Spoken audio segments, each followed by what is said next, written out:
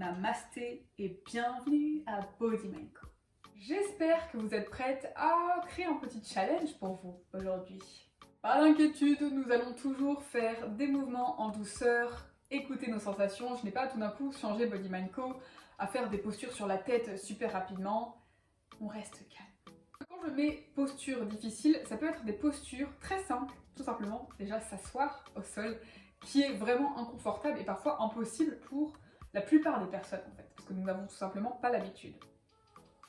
Ça peut aussi être des petites postures que vous avez pu rencontrer dans mes cours, telles que la posture sur les épaules, Sarangasana, le poisson, Mati Asana, la grenouille et bien d'autres. Le truc avec ces postures un petit peu plus difficiles, c'est qu'elles sont vraiment très bonnes pour le corps, elles ont beaucoup de bienfaits.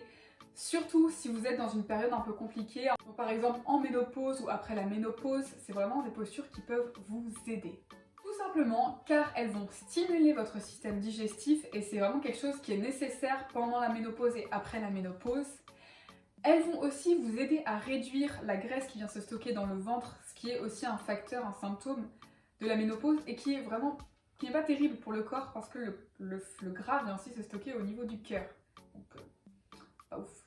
Vous allez aussi stimuler certaines glandes, comme la glande thyroïde, notamment pendant la posture sur les épaules. Donc c'est vraiment très bien pour vos hormones. Et enfin, ça peut vous aider à réduire tout ce qui est anxiété, stress, donc quelque chose qui peut être présent même avant la ménopause, hein, quand vous êtes jeune, mais qui peut s'accentuer avec la ménopause ou après la ménopause. Et encore plein d'autres bienfaits dont je ne vais pas parler. La vidéo est limitée au niveau du temps. Le truc, c'est que de nos jours, quand quelque chose est un petit peu inconfortable, nous n'avons pas vraiment l'habitude et notre réaction n'est pas forcément la bonne. Donc ça peut être dans un cours de yoga, donc quelque chose de très physique, mais ça peut aussi être dans la vraie vie, à l'écoute des émotions. Souvent, on va vite réagir de manière un peu brutale. Option 1. Nous cherchons à éviter l'émotion à tout prix. Donc vraiment, on va éviter tout ce qui provoque cette émotion. Si c'est dans la vraie vie, on peut aussi utiliser la nourriture, tout ce genre de choses pour éviter l'émotion.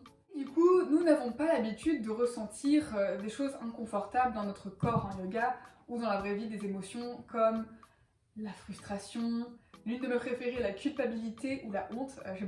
C'est vraiment une émotion que je n'aime pas, la honte, la fatigue, et j'en passe. Ah, mais nous avons de la visite!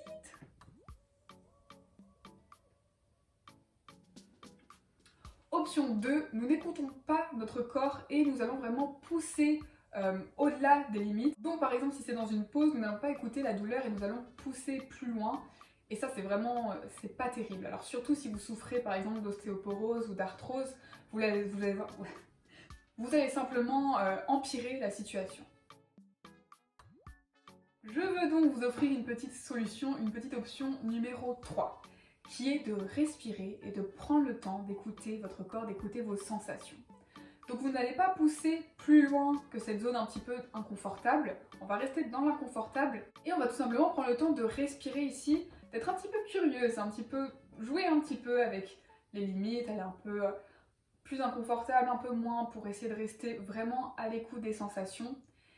Et en respirant, le corps va tranquillement prendre le temps de s'ajuster, de trouver son équilibre. Donc ça sera peut-être pas aujourd'hui que vous allez maîtriser la posture, ça sera peut-être dans un mois, mais au moins vous apprenez à écouter vos sensations et à être dans cette zone d'inconfort et à devenir confortable dans l'inconfort. Donc quand vous voyez une posture qui vous semble un petit peu difficile, prenez le temps, respirez, écoutez vos sensations, vraiment.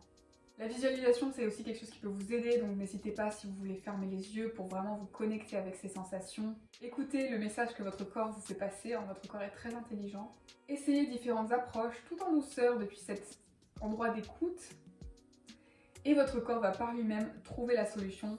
Peut-être pas aujourd'hui, peut-être pas demain, peut-être pas la semaine prochaine, peut-être juste dans un mois. Mais c'est vraiment quelque chose qui peut ensuite vous aider, vous renforcer.